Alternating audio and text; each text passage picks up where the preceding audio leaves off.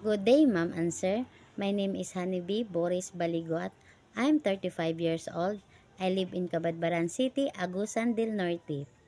My height is 143 centimeter and my weight is 50 kilogram.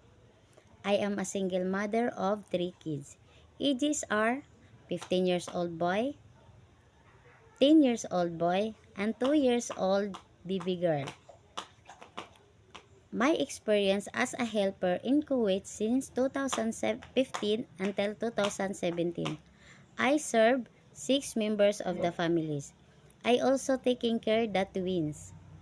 And my other duties is cooking, cleaning their house, wash their clothes, iron their clothes, and sometimes I do marketing with my madam. Since then, I also work in Hong Kong since 2018 until 2020.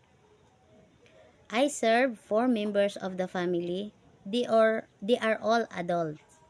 My duties is cooking, cleaning their house, wash their clothes, iron their clothes, car wash, and also I do marketing.